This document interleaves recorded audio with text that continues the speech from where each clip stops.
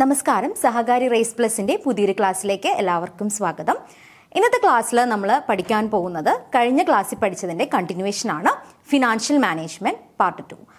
അതിൽ ഫിനാൻഷ്യൽ മാനേജ്മെന്റിൽ നമ്മൾ കഴിഞ്ഞ ക്ലാസ്സിൽ പഠിച്ചത് എന്താണ് ഫിനാൻഷ്യൽ മാനേജ്മെന്റ് എന്ന് പറഞ്ഞു. അതിന്റെ പ്രധാനപ്പെട്ട ഒബ്ജക്റ്റീവ്സ് പറഞ്ഞു. പിന്നെ ഫിനാൻസ് ഫംഗ്ഷൻ, ഫിനാൻസ് പ്ലാനിങ്, ഇവയൊക്കെ എന്താണെന്ന് നമ്മൾ പറഞ്ഞു. അപ്പോൾ ഇന്നത്തെ ക്ലാസ്സിൽ നമ്മൾ നോക്കാൻ പോകുന്നത് ഫിനാൻഷ്യൽ മാനേജ്മെന്റിൽ വരുന്ന ഇമ്പോർട്ടൻ്റ് ആയിട്ടുള്ള ഡിസിഷൻ, അല്ലെങ്കിൽ ഞാൻ കഴിഞ്ഞ ക്ലാസ്സിൽ ഫിനാൻഷ്യൽ മാനേജ്മെന്റ് മോഡേൺ ഡെഫിനിഷൻ പറഞ്ഞപ്പോൾ അതിൽ പറഞ്ഞിട്ടുണ്ടായിരുന്നു എന്താണ് ഫിനാൻഷ്യൽ മാനേജ്മെന്റിന്റെ ഡിസിഷൻസിനെ പ്രധാനമായിട്ടും 3 ആയിട്ട് ക്ലാസിഫൈ ചെയ്യുന്നു. ഏതൊക്കെയായിരുന്നു? ഇൻവെസ്റ്റ്മെന്റ് ഡിസിഷൻ, ഫിനാൻസിങ് ഡിസിഷൻ, അതുപോലെ തന്നെ ഏതാണ് ഡിവിഡൻഡ് ഡിസിഷൻ. അപ്പം ഇന്നത്തെ ക്ലാസ്സിൽ നമ്മൾ ഈ പറയുന്ന ഡിസിഷനിൽ പ്രധാനപ്പെട്ട ഡിസിഷൻ ആയിട്ടുള്ള ഫിനാൻസിങ് ഡിസിഷനാണ് പഠിച്ചു തുടങ്ങാൻ പോകുന്നത്. അപ്പം നമുക്ക് ക്ലാസ്സിലേക്ക് പോവാം. ഓക്കെ, ഇന്നത്തെ ക്ലാസ്സിൽ നമ്മൾ എന്താ പഠിക്കാൻ പോകുന്നത്? ഫങ്ഷൻസ് ഓഫ് ഫിനാൻഷ്യൽ മാനേജ്മെന്റ്, അല്ലെങ്കിൽ അതിനെ ഫിനാൻഷ്യൽ ഡിസിഷൻസ് എന്ന് പറയും. ഇതിനെ അല്ലെങ്കിൽ key decisions of financial management, അല്ലെന്നുണ്ടെങ്കിൽ ഫിനാൻസ് ഫംഗ്ഷൻ എന്ന് പറയും. ഓക്കെ, അപ്പൊ എന്താണ് ഫിനാൻസ് ഫംഗ്ഷൻ അല്ലെങ്കിൽ ഫിനാൻഷ്യൽ ഡിസിഷൻ എന്ന് നമുക്ക് നോക്കാം. Financial decision refers to the decision concerning financial matters of the business. എന്താണ്? ബിസിനസിന്റെ ഫിനാൻഷ്യൽ മാറ്റേഴ്സുമായിട്ട് ബന്ധപ്പെട്ട് വരുന്ന ഡിസിഷൻസിനെയാണെന്ന് പറയുന്നത് ഫിനാൻഷ്യൽ ഡിസിഷൻ എന്ന് പറയുന്നത്. നമ്മൾ പറഞ്ഞു ഫിനാൻഷ്യൽ മാനേജ്മെന്റിൽ എന്താണ്? ഫിനാൻഷ്യൽ മാനേജർ ഒരുപാട് ഡിസിഷൻസ് എടുക്കണം. ഓക്കെ, ആ ഡിസിഷൻ എടുക്കുന്നത് ബേസ് ചെയ്തിട്ടായിരിക്കും ആ ഒരു ബിസിനസിന്റെ പെർഫോമൻസ് നിലനിൽക്കുന്നത്. അല്ലെന്നുണ്ടെങ്കിൽ എടുക്കുന്ന ഡിസിഷൻ എന്ത് ചെയ്യണം? ആ ബിസിനസ്സിലെ ഓണേഴ്സിന്റെ വെൽത്ത് എന്ത് ചെയ്യണം? ക്രിയേറ്റ് ചെയ്യണം, അല്ലെങ്കിൽ വെൽത്ത് മാക്സിമൈസ് ചെയ്യണം. അങ്ങനെയുള്ള ഡിസിഷൻ വേണം എന്ത് ചെയ്യേണ്ടത്? ഫിനാൻഷ്യൽ മാനേജേഴ്സ് എടുക്കേണ്ടത്. അപ്പോൾ ഒരുപാട് ഡിസിഷൻ എന്ത് ചെയ്യുന്നുണ്ട്? ബിസിനസ്സിൽ ഫിനാൻസുമായിട്ട് ബന്ധപ്പെട്ട് അല്ലെങ്കിൽ ഫിനാൻഷ്യൽ മാറ്റേഴ്സുമായിട്ട് ബന്ധപ്പെട്ട് വരുന്നുണ്ട്. Okay, there are many kind of financial management decision that a firm makes to pursue of maximizing shareholders wealth. അപ്പോൾ നമ്മൾ കഴിഞ്ഞ ക്ലാസ്സിൽ പറഞ്ഞതാണ് എന്താണ് ഫിനാൻഷ്യൽ മാനേജ്മെന്റ് പ്രൈമറി അല്ലെങ്കിൽ അൾട്ടിമേറ്റ് ആയിട്ടുള്ള ഒബ്ജക്റ്റീവ് എന്ന് പറയുന്നത് എന്താണ്? ഷെയർ ഹോൾഡേഴ്സിന്റെ അല്ലെങ്കിൽ ഓണേഴ്സ് എന്ന് പറയുന്നത് ഏതാണ്? Equity share holders. Equity share ഹോൾഡേഴ്സിന്റെ വെൽത്ത് എന്ത് ചെയ്യണം? മാക്സിമൈസ് ചെയ്യണം. ഓക്കെ, അതാണ് ഏതൊരു ഫിനാൻഷ്യൽ മാനേജ്മെന്റ് അല്ലെങ്കിൽ ഏതൊരു ഫിനാൻഷ്യൽ മാനേജ്മെന്റ് ഡിസിഷന്റെയും പ്രധാനപ്പെട്ട ലക്ഷ്യം എന്ന് പറയുന്നത്. ഓക്കെ, ആ ഒരു ഷെയർ ഹോൾഡേഴ്സിന്റെ വെൽത്ത് മാക്സിമൈസ് ചെയ്യുന്നതുമായിട്ട് ബന്ധപ്പെട്ടിട്ടുള്ള എല്ലാ ഡിസിഷനെയാണ് എന്തെന്ന് പറയുന്നത്? ഫിനാൻസ് ഫംഗ്ഷൻ അല്ലെങ്കിൽ ഫിനാൻസ് ഡിസിഷൻ എന്ന് പറയുന്നത്. ഓക്കെ, അപ്പൊ അതിൽ ഏതൊക്കെ വരും? Kind of assets to be acquired, pattern of capitalisation, distribution of firms income, etcetera.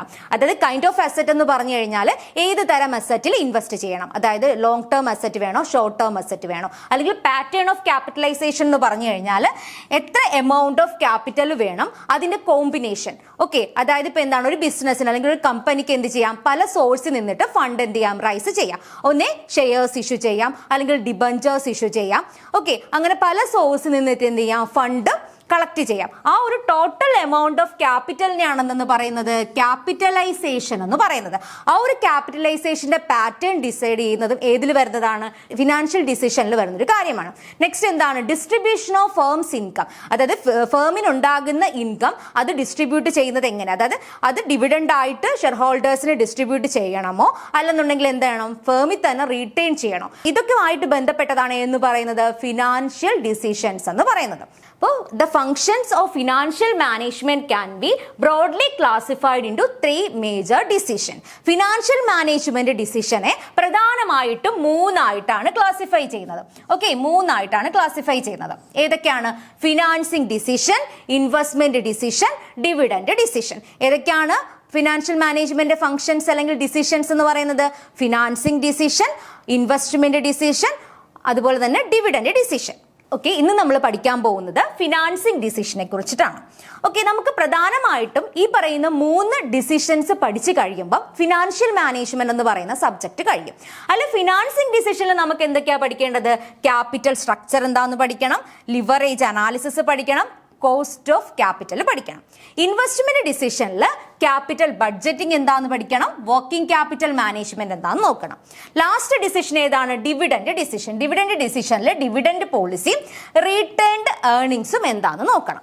Okay, അപ്പൊ ഫിനാൻസിങ് ഡിസിഷൻ എന്ന് പറഞ്ഞു കഴിഞ്ഞാൽ കോമ്പിനേഷൻ ഓഫ് ക്യാപിറ്റൽ, അതായത് ഏതൊക്കെ സോഴ്സിൽ നിന്നിട്ട് ഫണ്ട് ജനറേറ്റ് ചെയ്യണം, അതുമായിട്ട് ബന്ധപ്പെട്ട് വരുന്ന ഡിസിഷൻ ആണ് എന്ന് പറയുന്നത് ഫിനാൻസിങ് ഡിസിഷൻ എന്ന് പറയുന്നത്. ഓക്കെ, ആ ഒരു കോമ്പിനേഷൻ ഓഫ് ഫണ്ട് അല്ലെങ്കിൽ കോമ്പിനേഷൻ ഓഫ് ഡെപ്റ്റ് ആൻഡ് ഇക്വിറ്റി, അതിനെയാണ് ക്യാപിറ്റൽ സ്ട്രക്ചർ എന്ന് പറയുന്നത്. പിന്നെ ലിവറേജ് അനാലിസിസ് ഉണ്ട്, അതുപോലെ തന്നെ കോസ്റ്റ് ഓഫ് ക്യാപിറ്റൽ ഉണ്ട്. ഇതെല്ലാം പഠിക്കുമ്പോഴാണ് ഫിനാൻസിങ് ഡിസിഷൻ കംപ്ലീറ്റ് ആവുന്നത്. നെക്സ്റ്റ് ഡിസിഷൻ എന്ന് പറയുന്നത് ഇൻവെസ്റ്റ്മെന്റ് ഡിസിഷൻ ആണ്. ഇൻവെസ്റ്റ്മെന്റ് ഡിസിഷനിൽ പ്രധാനമായിട്ടും രണ്ട് കാര്യങ്ങളാണ് പഠിക്കേണ്ടത്. എന്താണ് ക്യാപിറ്റൽ ബഡ്ജറ്റിംഗ്, അതുപോലെ തന്നെ വർക്കിംഗ് ക്യാപിറ്റൽ മാനേജ്മെന്റ്. ക്യാപിറ്റൽ ബഡ്ജറ്റിംഗിൽ എന്താ പഠിക്കുന്നതെന്ന് വെച്ച് കഴിഞ്ഞാൽ, ഒരു ബിസിനസിനെ സംബന്ധിച്ച് അവർക്ക് പ്രധാനമായിട്ടും രണ്ട് തരത്തിലുള്ള ഇൻവെസ്റ്റ്മെന്റ് ഡിസിഷൻസ് ആണ് വരുന്നത്. ഒന്നെന്ന് പറയുന്നത് ലോങ് ടേം ഇൻവെസ്റ്റ്മെന്റ് ഡിസിഷനും, രണ്ടാമത്തത് ഷോർട്ട് ടേം ഇൻവെസ്റ്റ്മെന്റ് ഡിസിഷനും. ലോങ് ടേം ഇൻവെസ്റ്റ്മെന്റ് ഡിസിഷൻ എന്ന് വെച്ച് കഴിഞ്ഞാൽ ലോങ് ടേമിലേക്കുള്ള ഇൻവെസ്റ്റ്മെന്റ് ഡിസിഷൻ ആയിരിക്കും. അതുപോലെ തന്നെ എന്താണ് ഫിക്സഡ് അസറ്റിലേക്കുള്ള ഇൻവെസ്റ്റ്മെന്റ് ഡിസിഷൻസ് ഒക്കെ ഈ പറയുന്ന ലോങ് ടേം ഇൻവെസ്റ്റ്മെന്റ് ഡിസിഷനകത്ത് വരും. ക്ലിയർ അല്ലേ? അപ്പൊ ആ ലോങ് ടേം ഇൻവെസ്റ്റ്മെന്റ് ഡിസിഷനെയാണ് ക്യാപിറ്റൽ ബഡ്ജറ്റിംഗ് എന്ന് പറയുന്നത്. ഷോർട്ട് ടേം ഇൻവെസ്റ്റ്മെന്റ് ഡിസിഷൻ അല്ലെങ്കിൽ കറണ്ട് അസറ്റിലേക്കുള്ള ഇൻവെസ്റ്റ്മെന്റ് അല്ലെങ്കിൽ day to day affairs of the business, അതാണ് ഇതിൽ വരുന്നത് വർക്കിംഗ് ക്യാപിറ്റൽ മാനേജ്മെന്റിൽ അല്ലെങ്കിൽ ഷോർട്ട് ടേം ഇൻവെസ്റ്റ്മെന്റ് ഡിസിഷനകത്ത് വരുന്നത്. അപ്പൊ നമ്മൾ ഇതൊക്കെ ഡീറ്റെയിൽ ആയിട്ട് പഠിക്കുന്നതാണ്. ഓക്കെ, ഇൻവെസ്റ്റ്മെന്റ് ഡിസിഷനെ രണ്ടായിട്ടാണ് ക്ലാസിഫൈ ചെയ്യുന്നത്. ലോങ് ടേം ഇൻവെസ്റ്റ്മെന്റ് ഡിസിഷൻ എന്നും ഷോർട്ട് ടേം ഇൻവെസ്റ്റ്മെന്റ് ഡിസിഷൻ എന്നും. ലോങ് ടേം ഇൻവെസ്റ്റ്മെന്റ് ഡിസിഷൻ ആണെന്ന് പറയുന്നത് ക്യാപിറ്റൽ ബഡ്ജറ്റിംഗ് എന്ന് പറയുന്നത്. ഷോർട്ട് ടേം ഇൻവെസ്റ്റ്മെന്റ് ഡിസിഷൻ എന്തെന്ന് പറയും? വർക്കിംഗ് ക്യാപിറ്റൽ മാനേജ്മെന്റ് എന്ന് പറയും. അപ്പൊ ഇത് രണ്ടും പഠിച്ചു കഴിയുമ്പോൾ ഇൻവെസ്റ്റ്മെന്റ് ഡിസിഷൻ കഴിഞ്ഞു.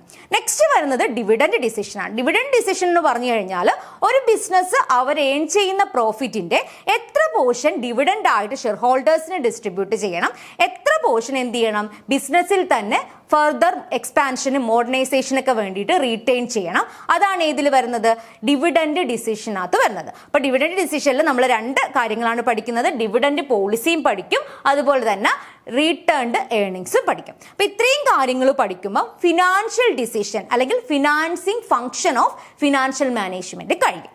ക്ലിയർ അല്ലേ? അപ്പൊ നമ്മൾ ഏതൊക്കെയാണ് പഠിക്കുന്ന ഡിസിഷൻസ്? ഫിനാൻസിങ് ഡിസിഷൻ ഉണ്ട്, ഇൻവെസ്റ്റ്മെന്റ് ഡിസിഷൻ ഉണ്ട്, അതുപോലെ ഏതുണ്ട്? ഡിവിഡൻഡ് ഡിസിഷൻ ഉണ്ട്. ഇതാണ് നമ്മൾ പഠിക്കുന്നത്. ഫിനാൻഷ്യൽ മാനേജ്മെന്റ് തന്നെ എന്താണ് മൂന്നായിട്ട് ക്ലാസിഫൈ ചെയ്യുന്നുണ്ട്. ഏതൊക്കെയാണ്? Financing decision, investment decision, dividend decision. ഈ ഫിനാൻസിങ് ഡിസിഷനിൽ തന്നെ ക്യാപിറ്റൽ സ്ട്രക്ചർ ഡിസിഷൻ എന്നും, അതുപോലെ ലിവറേജ് അനാലിസിസ് എന്നും, കോസ്റ്റ് ഓഫ് ക്യാപിറ്റൽ എന്നും ക്ലാസിഫൈ ചെയ്യുന്നുണ്ട്. പിന്നെ ഇൻവെസ്റ്റ്മെന്റ് ഡിസിഷനിനകത്ത് ക്യാപിറ്റൽ ബഡ്ജറ്റിങ്ങും അതുപോലെ തന്നെ വർക്കിംഗ് ക്യാപിറ്റൽ മാനേജ്മെന്റും ഇതിൽ വരുന്നുണ്ട്. ഇൻവെസ്റ്റ്മെന്റ് ഡിസിഷനിൽ വരുന്നുണ്ട്. ഡിവിഡൻഡ് ഡിസിഷനകത്ത് ഡിവിഡൻഡ് പോളിസിയും അതുപോലെ തന്നെ റീറ്റേൺഡ് ഏർണിങ്സും വരുന്നുണ്ട്. അപ്പൊ ഈ പറയുന്നതൊക്കെ എന്താണ്? ആരുടെ ഫംഗ്ഷൻ ആണ്? ഒരു ഓർഗനൈസേഷനിൽ ഫിനാൻഷ്യൽ മാനേജർ ചെയ്യുന്ന ഫംഗ്ഷൻ ആണ് ഈ പറയുന്ന ഫിനാൻസിങ് ഡിസിഷൻ, ഇൻവെസ്റ്റ്മെന്റ് ഡിസിഷൻ, അതുപോലെ തന്നെ ഏതാണ്? Dividend decision. അപ്പൊ നമുക്ക് ഫസ്റ്റ് ഫിനാൻസിങ് ഡിസിഷനിലേക്ക് പോവാം. ഓക്കെ, ഫിനാൻഷ്യൽ മാനേജ്മെന്റ് ഇമ്പോർട്ടന്റ് ആയിട്ടുള്ള ഒരു ഫംഗ്ഷൻ അല്ലെങ്കിൽ ഒരു ഡിസിഷൻ ആണ് എന്ന് പറയുന്നത് ഫിനാൻസിങ് ഡിസിഷൻ എന്ന് പറയുന്നത്. ഓക്കെ, ഫിനാൻസിങ് ഡിസിഷനും ഫിനാൻഷ്യൽ ഡിസിഷനും തമ്മിൽ മാറിപ്പോവരുത്. ഫിനാൻഷ്യൽ ഡിസിഷനെയാണ് നമ്മൾ മൂന്നായിട്ട് ക്ലാസിഫൈ ചെയ്യുന്നത്. Financing decision, investment decision, dividend decision. ആ ഒരു ഫിനാൻഷ്യൽ ഡിസിഷനിൽ വരുന്ന ഒരു ഡിസിഷൻ ആണ് എന്ന് പറയുന്നത് ഫിനാൻസിങ് ഡിസിഷൻ എന്ന് പറയുന്നത്. അപ്പൊ financing decision refers to the decisions regarding the procurement of fund required for a firm. Okay, അപ്പൊ നമ്മൾ ഫിനാൻഷ്യൽ മാനേജ്മെന്റ് ഡെഫിനിഷൻ പറഞ്ഞപ്പോൾ തന്നെ പറഞ്ഞൊരു കാര്യമാണ്. എന്താണ് ഫിനാൻഷ്യൽ മാനേജ്മെന്റ് എന്ന് പറയുന്നത്? ഫിനാൻഷ്യൽ മാനേജ്മെന്റ് എന്ന് പറഞ്ഞു കഴിഞ്ഞാൽ എന്താണ്? Effective mobilisation of the fund and effective utilisation of the fund ആണ് അല്ലെ. ഡിഫറെന്റ് സോഴ്സിൽ നിന്ന് എന്ത് ചെയ്യണം? ഫണ്ട് അക്യൂർ ചെയ്യണം, അത് എഫക്റ്റീവ് ആയിട്ട് എന്ത് ചെയ്യണം? ഒരു ഓർഗനൈസേഷനിൽ യൂട്ടിലൈസ് ചെയ്യണം. അപ്പൊ ആ ഒരു പ്രൊക്യൂർമെന്റ് ഓഫ് ഫണ്ടുമായിട്ട് ബന്ധപ്പെട്ട് വരുന്ന ഡിസിഷനെയാണെന്ന് പറയുന്നത് ഫിനാൻസിങ് ഡിസിഷൻ എന്ന് പറയുന്നത്. ഓക്കെ, പല പല സോഴ്സിൽ നിന്നിട്ട് എന്ത് ചെയ്യണം? ഫണ്ട് കളക്ട് ചെയ്യണം. അതായത് ആ ഫണ്ട് കളക്ട് ചെയ്യുന്ന സമയത്ത് ആ ഫണ്ടിന്റെ കോസ്റ്റും അതുപോലെ റിസ്ക് ഫാക്ടറും ഒക്കെ കൺസിഡർ ചെയ്തതിന് ശേഷം മാത്രമേ ഏത് കളക്ട് ചെയ്യാവുള്ളൂ? ഡിഫറെന്റ് സോഴ്സിൽ നിന്നിട്ട് ഫണ്ട് കളക്ട് ചെയ്യാവുള്ളൂ. ഓക്കെ, അതാണ് ഫിനാൻസിങ് ഡിസിഷനിൽ പറയുന്നത്. Financing decision refers to the decision regarding the procurement of funds required for a business അല്ലെങ്കിൽ ഫേം. ഓക്കെ, ഒരു ഫേമിൽ എത്രമാത്രം ഫണ്ട് വേണം, ആ ഫണ്ട് ഏതൊക്കെ സോഴ്സിൽ നിന്നിട്ട് പ്രൊക്യൂർ ചെയ്യണം, ഓക്കെ, അതുമായിട്ട് ബന്ധപ്പെട്ട് വരുന്ന ഡിസിഷനാണ് ആണെന്ന് പറയുന്നത് ഫിനാൻസിങ് ഡിസിഷൻ എന്ന് പറയുന്നത്. അപ്പോൾ ഫിനാൻസിങ് ഡിസിഷൻ എന്ന് പറയുന്നത് പ്രധാനമായിട്ടും എന്താണ്, ഡെപ്റ്റ് ഇക്വിറ്റി കോമ്പിനേഷൻ, അല്ലെങ്കിൽ ഡെപ്റ്റ് വേണോ ഇക്വിറ്റി വേണോ ഒരു ബിസിനസ്സിലേക്ക്, ആ ഒരു ഡിസിഷൻ ആണെന്ന് പറയുന്നത് ഫിനാൻസിങ് ഡിസിഷൻ എന്ന് പറയുന്നത്. Financing decision is concerned with the selection of the source of finance. Source of finance select ചെയ്യുന്നതുമായിട്ട് ബന്ധപ്പെട്ട് വരുന്ന ഡിസിഷൻ ആണ് എന്ന് പറയുന്നത് ഫിനാൻസിങ് ഡിസിഷൻ എന്ന് പറയുന്നത്. Company will select different sources to raise fund. എന്ത് ചെയ്യാം, ഒരു കമ്പനിക്ക് ഡിഫറെന്റ് സോഴ്സസിനെ എന്ത് ചെയ്യാം, ഡിപ്പെൻഡ് ചെയ്യാം. എന്തിനു വേണ്ടിയിട്ട്, ഫണ്ട് റൈസ് ചെയ്യുന്നതിന് വേണ്ടിയിട്ട്. ഓക്കെ, ഫിനാൻഷ്യൽ മാനേജ്മെന്റ് എന്ന് പറയുന്നത് എന്താണ്, ഫിനാൻസിന്റെ മാനേജ്മെന്റ് ആണ്, അല്ലെങ്കിൽ ഫണ്ട് എങ്ങനെ മാനേജ് ചെയ്യുന്നു അതിനാണ് ഫിനാൻഷ്യൽ മാനേജ്മെന്റ് എന്ന് പറയുന്നത്. അപ്പോൾ ഫണ്ട് മാനേജ്മെന്റ് എന്ന് പറയുമ്പോൾ അവിടെ എന്തൊക്കെയാ വരുന്നത്, ഏതൊക്കെ സോഴ്സിൽ നിന്ന് ഫണ്ട് റൈസ് ചെയ്യാം, അത് എങ്ങനെയൊക്കെ യൂട്ടിലൈസ് ചെയ്യാം എഫക്റ്റീവായിട്ട്. അപ്പോൾ യൂട്ടിലൈസ് ചെയ്യുന്ന സമയത്ത് എന്ത് വേണം, ഷെയർ ഹോൾഡേഴ്സിന്റെ വാല്യൂ മാക്സിമൈസ് ചെയ്യുന്ന ഡിസിഷൻസ് വേണം എന്ത് ചെയ്യേണ്ടത്, ഒരു ഫിനാൻഷ്യൽ മാനേജർ എടുക്കേണ്ടത്. അപ്പോൾ company will select different sources to raise fund. This decision involves determining the proportion of equity and ഡെപ്റ്റ്. എന്താണ്, പ്രൊപ്പോർഷൻ ഓഫ് ഇക്വിറ്റി ആൻഡ് ഡെപ്റ്റ് അത് ഡിറ്റർമൈൻ ചെയ്യുന്ന ഡിസിഷൻ നമുക്ക് എന്ത് പറയാം, ഫിനാൻസിങ് ഡിസിഷൻ എന്ന് പറയാം. ഓക്കെ, അപ്പൊ എന്താ നമ്മൾ പറഞ്ഞേ, this decision involves determining the proportion of equity and ഡെപ്റ്റ് in the capital structure of an organisation. ഒരു ഓർഗനൈസേഷനിൽ ഡെപ്റ്റ് ഇക്വിറ്റി പ്രൊപ്പോർഷൻ ഡിറ്റർമിൻ ചെയ്യുന്ന ഡിസിഷൻ ആണെന്ന് പറയുന്നത് ഫിനാൻസിങ് ഡിസിഷൻ എന്ന് പറയുന്നത്. എത്രമാത്രം ഡെപ്റ്റ് വേണം, അല്ലെങ്കിൽ എത്രമാത്രം ഇക്വിറ്റി വേണം, അല്ലെങ്കിൽ ഏതൊക്കെ സോഴ്സിൽ നിന്ന് എന്ത് ചെയ്യാം, ബിസിനസ്സിന് ആവശ്യമായിട്ടുള്ള ഫണ്ട് കളക്ട് ചെയ്യാം. അതായത് കോസ്റ്റ് കുറഞ്ഞ രീതിയിൽ ഫണ്ട് എന്ത് ചെയ്യാം, കളക്ട് ചെയ്യാം. അതാണ് ഏത് ഡിസിഷനിൽ നോക്കുന്നത്, ഫിനാൻസിങ് ഡിസിഷനിൽ നോക്കുന്നത്. ക്ലിയർ അല്ലേ? അപ്പൊ ഫിനാൻസിങ് ഡിസിഷൻ എന്ന് പറഞ്ഞാൽ എന്താണ്, ഏതൊക്കെ സോഴ്സിൽ നിന്നിട്ട് ഫണ്ട് കളക്ട് ചെയ്യാം, അത് കോസ്റ്റ് കുറഞ്ഞ രീതിയിൽ കളക്ട് ചെയ്യാം. അതുമായിട്ട് ബന്ധപ്പെട്ട് വരുന്ന ഫിനാൻഷ്യൽ മാനേജറിന്റെ ഡിസിഷൻ ആണ് എന്തെന്ന് പറയുന്നത്, ഫിനാൻസിങ് ഡിസിഷൻ എന്ന് പറയുന്നത്. The company select such source that will make optimum capital structure. പഠിക്കാൻ പോകുന്ന ഒരു ടേം ആണ് ക്യാപിറ്റൽ സ്ട്രക്ചർ, അല്ലെങ്കിൽ ഒപ്റ്റിമം ക്യാപിറ്റൽ സ്ട്രക്ചർ എന്ന് പറയുന്നത്. അപ്പോൾ ഒരു ബിസിനസ് അവരുടെ ഓപ്പറേഷൻസിന് വേണ്ടിയിട്ട് ഡിഫറെന്റ് ആയിട്ട് എന്ത് ചെയ്യാം, ഡിഫറെന്റ് സോഴ്സ് നിന്നിട്ട് എന്ത് ചെയ്യാം, ഫണ്ട് കളക്ട് ചെയ്യാം. അത് ഡെപ്റ്റ് ആകാം, അല്ലെന്നുണ്ടെങ്കിൽ ഇക്വിറ്റി ആവാം. ആ ഒരു ഡെപ്റ്റ് ഇക്വിറ്റി കോമ്പിനേഷൻ അതിനെയാണെന്ന് പറയുന്നത് ക്യാപിറ്റൽ സ്ട്രക്ചർ എന്ന് പറയുന്നത്. ഇവിടെ ഒപ്റ്റിമം ക്യാപിറ്റൽ സ്ട്രക്ചർ എന്ന് വെച്ച് കഴിഞ്ഞാൽ ഇപ്പൊ ഡിഫറെന്റ് കോമ്പിനേഷൻ ഓഫ് ഡെപ്റ്റും ഇക്വിറ്റി യൂസ് ചെയ്യാം.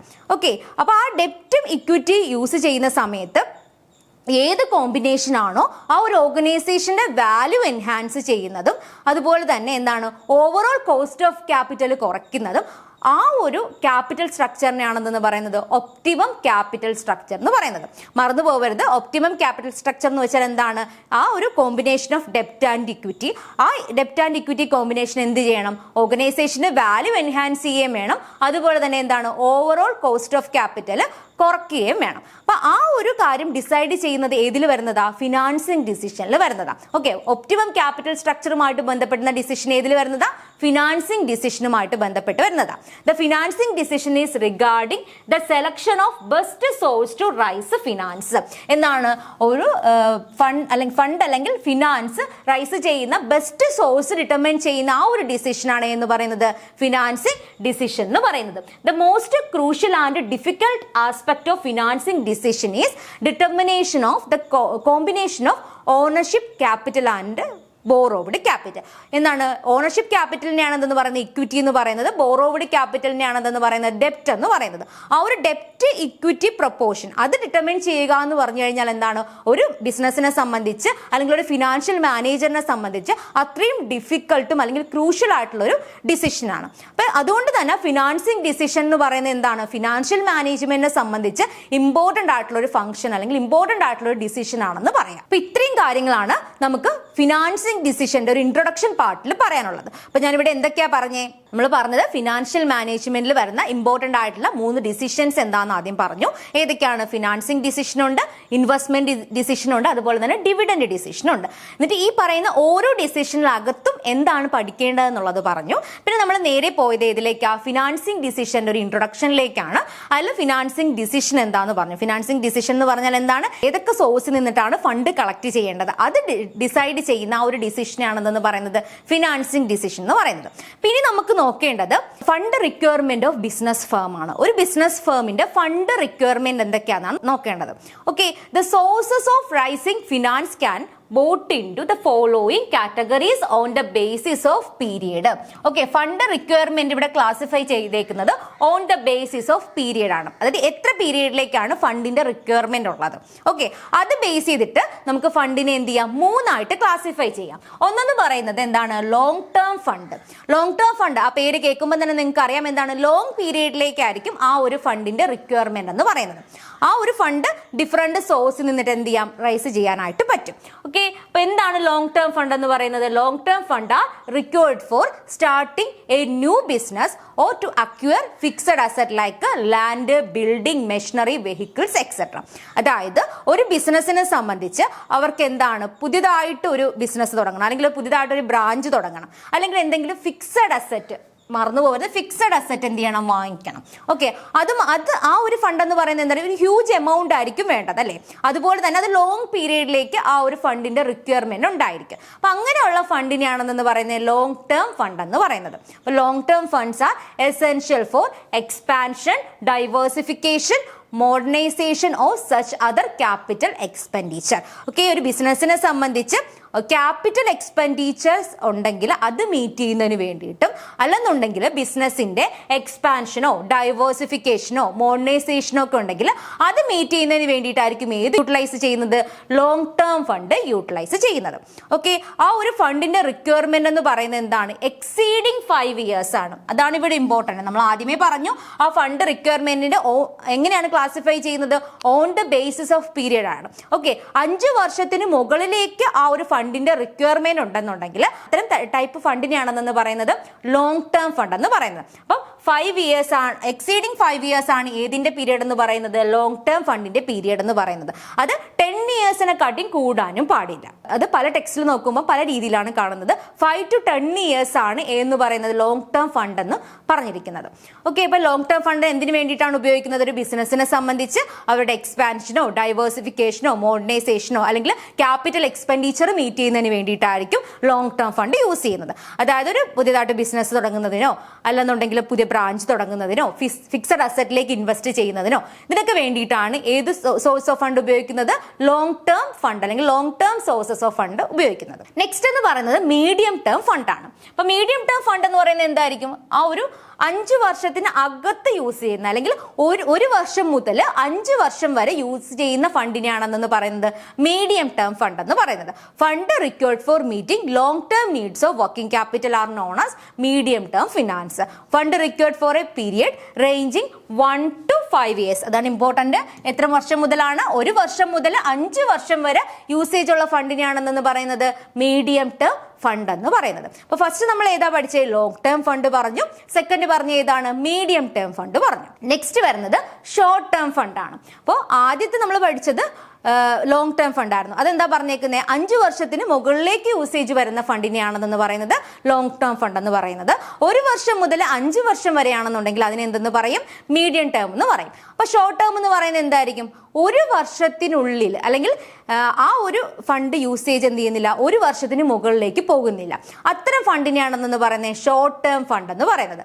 Fund required for meeting the short term needs of working capital are known as short term finance. അപ്പോൾ വർക്കിംഗ് ക്യാപിറ്റൽ എന്ന് പറഞ്ഞാൽ നമുക്കറിയാം എന്താണ്, ഡേ ടു ഡേ ഓപ്പറേഷന് വേണ്ടിയിട്ട് ആവശ്യമുള്ള ഫണ്ടിനെയാണെന്ന് പറയുന്നത് വർക്കിംഗ് ക്യാപിറ്റൽ എന്ന് പറയുന്നത്. അല്ലെങ്കിൽ കറണ്ട് അസറ്റിലേക്കുള്ള ഇൻവെസ്റ്റ്മെന്റിനെ എന്ന് പറയാം വർക്കിംഗ് ക്യാപിറ്റൽ എന്ന് പറയാം. അപ്പൊ ഈ പറയുന്ന ഫണ്ട് എന്ന് പറയുന്നത് എന്തിനു വേണ്ടിയിട്ടാണുള്ളത്, short term needs of working capital meet ചെയ്യുന്നതിന് വേണ്ടിയിട്ടാണ് ഷോർട്ട് ടേം ഫണ്ട് യൂസ് ചെയ്യുന്നത്.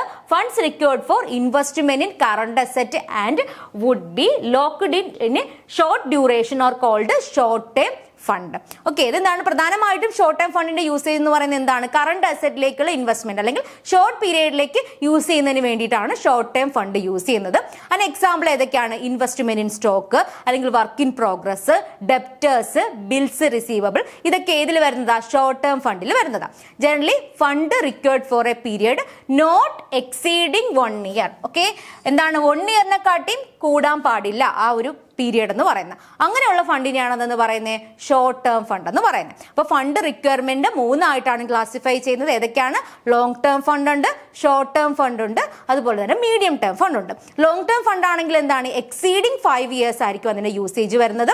മീഡിയം ടേം ഫണ്ട് ആണെന്നുണ്ടെങ്കിൽ എന്താണ്? 1 to 5 ഇയർ ആയിരിക്കും അതിന്റെ usage.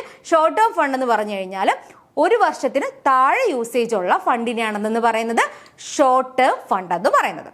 Next sources of fund. അപ്പോൾ ഫണ്ട് റിക്വയർമെന്റ് പറഞ്ഞു. അടുത്ത് നമുക്ക് സോഴ്സസ് ഓഫ് ഫണ്ട്, അതായത് ഏതൊക്കെ സോഴ്സ് നിന്നിട്ട് ഫണ്ട് റൈസ് ചെയ്യാം എന്നുള്ളത് നോക്കാം. അപ്പോൾ ഇതൊക്കെയാണ് നമ്മൾ ഏതിൽ നോക്കുന്നത്? ഫിനാൻസിങ് ഡിസിഷനിൽ നോക്കുന്നത്. ഫിനാൻസിങ് ഡിസിഷനിൽ നമ്മൾ ഈ പറയുന്ന ഫണ്ട് റിക്വയർമെന്റ് നോക്കുന്നുണ്ട്, അതുപോലെ സോഴ്സസ് ഓഫ് ഫണ്ട് നോക്കുന്നുണ്ട്. ഈ കാര്യങ്ങളൊക്കെ ഏതിൽ വരുന്നതാ? ഫിനാൻസിങ് ഡിസിഷനിൽ വരുന്നതാ. അപ്പോൾ സോഴ്സസ് ഓഫ് ഫണ്ടിൽ ഫസ്റ്റ് വരുന്ന ഏതാണ്? ഫസ്റ്റ് വരുന്നത് long term fund. Long term ഫണ്ടിന്റെ സോഴ്സസ് ഏതൊക്കെയാണ്? ഇക്വിറ്റി ഷെയർസ് ഉണ്ട്, പ്രിഫറൻസ് ഷെയർസ് ഇഷ്യൂ ചെയ്തിട്ട് ഫണ്ട് റൈസ് ചെയ്യാം, അല്ലാന്നുണ്ടെങ്കിൽ ഡിബഞ്ചേഴ്സ് ഉപയോഗിക്കാം, ലോങ് ടേം ലോൺസ് എടുക്കാം. ഇതൊക്കെ എന്താണ്? ലോങ് ടേമിലേക്കുള്ള ഫണ്ട് ആയിരിക്കും. അതായത് ഹ്യൂജ് എമൗണ്ട് ആയിരിക്കും വരുന്നത്. അപ്പൊ ഏതൊക്കെയാണ് long term sources of fund എന്ന് പറയുന്നത്? ഇക്വിറ്റി ഷെയർസ് ഉണ്ട്, പ്രിഫറൻസ് ഷെയർസ് ഉണ്ട്, ഡിബഞ്ചേഴ്സ് ഉണ്ട്, ലോങ് ടേം ലോൺസ് ഉണ്ട്. നെക്സ്റ്റ് ഏതാ പറയുന്നേ? Medium term sources. Medium term source എന്ന് പറയുന്നത് ഏതൊക്കെ വരും? ഡിബഞ്ചേഴ്സ് പറയാം, അതുപോലെ തന്നെ റെഡീമബിൾ പ്രിഫറൻസ് ഷെയർസ് പറയാം, അതുപോലെ പബ്ലിക് ഡെപ്പോസിറ്റ്സ് പറയാം, bank loan and over draft. Okay, ഇപ്പൊ ഇവിടെ ശ്രദ്ധിച്ചേക്കണം. ഡിബഞ്ചേഴ്സ് എന്ന് പറഞ്ഞു കഴിഞ്ഞാൽ എന്താണ്? ഡിബഞ്ചേഴ്സ് നോർമലി വരുന്ന ലോങ് ടേമിലാണ്, എങ്കിലും അത് എന്ത് ചെയ്യാം? മീഡിയം ടേമിലും പറയാൻ പറ്റുന്നതാണ് ഡിബഞ്ചർ എന്ന് പറയുന്നത്. അതുപോലെ redeemable preference shares, public deposits, അതുപോലെ എന്താണ്? Bank loan, over draft. ഇതിന്റെ യൂസേജ് 1 to 5 ഇയേഴ്സ് വരെയാണെന്നുണ്ടെങ്കിൽ, അല്ലെങ്കിൽ ആ ഒരു 5 ഇയേഴ്സ് ആവുന്ന സമയത്ത് റെഡീം ചെയ്യുന്ന ഫണ്ടുകളാണെന്നുണ്ടെങ്കിൽ അത് ഏതിനകത്ത് വരും? ഈ പറയുന്ന മീഡിയം ടേം സോഴ്സ് ഓഫ് ഫണ്ടിൽ വരും. നെക്സ്റ്റ് ഷോർട്ട് ടേം ആണ്. ഷോർട്ട് ടേം എന്ന് പറയുമ്പോഴത്തേക്ക് അതിനകത്ത് ഏതൊക്കെയാണ് വരുന്നത്? ട്രേഡ് ക്രെഡിറ്റ് ഉണ്ട്, advances from bank and financial institutions ഉണ്ട്, അഡ്വാൻസസ് ഫ്രം കസ്റ്റമേഴ്സ് ഉണ്ട്. ഇതൊക്കെ ഏതിനകത്താണ് വരുന്നത്? ഷോർട്ട് ടേമിലേക്കാണ്. അതായത് 1 വർഷത്തിനുള്ളിലായിരിക്കും ആ ഒരു ഫണ്ടിന്റെ റിക്വയർമെന്റ് എന്ന് പറയുന്നത്. അപ്പൊ ഷോർട്ട് ടേം സോഴ്സസിനകത്ത് ഏതൊക്കെയാണ് വരുന്നത്? ട്രേഡ് ക്രെഡിറ്റ് വരുന്നുണ്ട്, അഡ്വാൻസസ് ഫ്രം ബാങ്ക്സ് ഉണ്ട്, ഫിനാൻഷ്യൽ ഇൻസ്റ്റിറ്റ്യൂഷൻസ് ഉണ്ട്, അഡ്വാൻസസ് ഫ്രം കസ്റ്റമേഴ്സ് ഉണ്ട്. ഇതൊക്കെ ഏതിൽ വരുന്നതാണ്? ഷോർട്ട് ടേം ഫണ്ടിൽ വരുന്നതാണ്. Next, the securities issued by the companies can be broadly classified into two as ownership securities and creditorship securities. അപ്പൊ നമ്മൾ ഫിനാൻസിങ് ഡിസിഷനകത്ത് പറഞ്ഞു, അതിൽ നമ്മൾ ഡിസൈഡ് ചെയ്യുന്നത് ഏതാണ്? ഏത് സോഴ്സിൽ നിന്ന് ഫണ്ട് വേണം. അതിൽ മേജർ സോഴ്സസ് എന്ന് പറയുന്നത് ഏതാണ്? അത് 2 രീതിയിൽ ക്ലാസിഫൈ ചെയ്യാം. ഓണർഷിപ്പ് സെക്യൂരിറ്റീസ് അല്ലെങ്കിൽ ഓൺഡ് ക്യാപിറ്റൽ അല്ലെങ്കിൽ ഓൺഡ് ഫണ്ട് എന്നും, അതുപോലെ തന്നെ ക്രെഡിറ്റർഷിപ്പ് അല്ലെന്നുണ്ടെങ്കിൽ ബോറോവ്ഡ് ക്യാപിറ്റൽ എന്നും 2 രീതിയിലാണ് പ്രധാനമായിട്ട് ക്ലാസിഫൈ ചെയ്യുന്നത്. ഓക്കെ, ക്ലിയർ അല്ലേ? അപ്പൊ നമ്മൾ ഇതുവരെ എന്താ നോക്കിയത്? എന്താണ് ഫിനാൻസിങ് ഡിസിഷൻ എന്ന് പറഞ്ഞു, പിന്നെ നമുക്ക് ഒരു ബിസിനസ്സിലേക്ക് വേണ്ട ഫണ്ട് റിക്വയർമെന്റ് പറഞ്ഞു, ആ ഫണ്ട് റിക്വയർമെന്റ് ഏതൊക്കെ സോഴ്സ്, പ്രധാനപ്പെട്ട സോഴ്സസ് ഏതൊക്കെയാന്ന് പറഞ്ഞു. ഇനി നമ്മൾ നെക്സ്റ്റ് നോക്കുന്നത് എന്താണ്? ടൈപ്സ് ഓഫ് സെക്യൂരിറ്റീസ് അല്ലെങ്കിൽ സോഴ്സസ് ഓഫ് ഫണ്ട് ആണ്. ഓക്കെ, സോഴ്സസ് ഓഫ് ഫണ്ടിനെ നമുക്ക് ഡിഫറെൻ്റ് ആയിട്ടാണ് ക്ലാസിഫൈ ചെയ്യുന്നത്. ഒന്നൊന്നും ഒരു ബേസ് എന്ന് പറഞ്ഞു കഴിഞ്ഞാൽ അക്കോർഡിംഗ് ടു ഓണർഷിപ്പ് ബേസ് ചെയ്തിട്ട് സോഴ്സസ് ഓഫ് ഫണ്ടിനെ ഓൺഡ് ക്യാപിറ്റൽ എന്നും ബോറോവ്ഡ് ക്യാപിറ്റൽ എന്നും 2 ആയിട്ട് ക്ലാസിഫൈ ചെയ്യുന്നു. ഓക്കെ, അപ്പൊ നമ്മൾ എന്തൊക്കെയാ പറഞ്ഞ? ഫിനാൻസിങ് ഡിസിഷൻ പറഞ്ഞു, അതുപോലെ തന്നെ ഫണ്ട് റിക്വയർമെന്റ്സ് പറഞ്ഞു, സോഴ്സസ് ഓഫ് ഫണ്ട് പറഞ്ഞു. സോഴ്സസ് ഓഫ് ഫണ്ട് ജസ്റ്റ് നമ്മൾ എന്തൊക്കെയാണ് അതിൽ വരുന്ന സോഴ്സുകൾ എന്ന് പറഞ്ഞു. ഇനി നമുക്ക് സോഴ്സസ് ഓഫ് ഫണ്ടിന് പ്രധാനമായിട്ടും ഡിഫറെന്റ് ഹെഡ്സിൽ എന്ത് ചെയ്യുന്നു? ക്ലാസിഫൈ ചെയ്യുന്നുണ്ട്. അതിൽ ഒന്നാമത്തെ ക്ലാസിഫിക്കേഷൻ എന്ന് പറഞ്ഞാൽ ഓണർഷിപ്പ്. ഓക്കെ, ഓണർഷിപ്പ് ആണ് ഒന്നാമത്തെ ക്ലാസിഫിക്കേഷൻ. ആ ഓണർഷിപ്പ് ബേസ് ചെയ്തിട്ട് ടൈപ്സ് ഓഫ് സെക്യൂരിറ്റീസിന് അല്ലെങ്കിൽ ടൈപ്സ് ഓഫ് ഫണ്ടിനെ എന്ത് ചെയ്യാം? 2 ആയിട്ട് ക്ലാസിഫൈ ചെയ്യാം. ഒന്നെന്ന് പറയുന്നത് ഏതാണ്? ഓൺഡ് ക്യാപിറ്റൽ ആണ്. 2 എന്ന് പറയുന്നത് ബോറോവ്ഡ് ക്യാപിറ്റൽ ആണ്. ഓണേഴ്സ് കോൺട്രിബ്യൂട്ട് ചെയ്യുന്ന ഫണ്ട് ആയിരിക്കും ഏതിൽ വരുന്നത്? ഓൺഡ് ക്യാപിറ്റലിൽ വരുന്നത്. ബോറോവ്ഡ് ക്യാപിറ്റൽ എന്ന് പറഞ്ഞാൽ എന്തായിരിക്കും? ഡെപ്റ്റ് ആയിരിക്കും അല്ലേ, അല്ലെങ്കിൽ ബോറോ ചെയ്യുന്നതായിരിക്കും. ഓക്കെ, അപ്പോൾ ഏതൊക്കെയാണ് ഓൺഡ് ക്യാപിറ്റലിൽ വരുന്നത്? ഇക്വിറ്റി ഷെയർസ് ഉണ്ട്, പ്രിഫറൻസ് ഷെയർസ് ഉണ്ട്, റീറ്റേൺഡ് ഏർണിങ്സ് ഉണ്ട്. ഓക്കെ, മറന്നു പോകരുത്, റിട്ടേൺഡ് ഏർണിങ്സ് ഏതിലാണ് വരുന്നത്? ഓൺഡ് ക്യാപിറ്റലിലാണ് വരുന്നത്. അപ്പോൾ ഓൺഡ് ക്യാപിറ്റലിൽ വരുന്നത് ഏതൊക്കെ സെക്യൂരിറ്റീസ് ആണ്? ഇക്വിറ്റി ഷെയർസ് വരുന്നുണ്ട്, പ്രിഫറൻസ് ഷെയർസ് വരുന്നുണ്ട്, അതുപോലെ റീറ്റേൺഡ് ഏർണിങ്സ് വരുന്നുണ്ട്. അപ്പോൾ ഈ പറയുന്ന രീതിയിൽ എന്ത് ചെയ്യാം? ഒരു ബിസിനസ്സിൽ അല്ലെങ്കിൽ ഒരു ഫേമിൽ ഫിനാൻഷ്യൽ മാനേജറിന് എന്ത് ചെയ്യാം? ഡിഫറെന്റ് സോഴ്സിൽ നിന്ന് എന്ത് ചെയ്യാം? ഫണ്ട് റൈസ് ചെയ്യാം.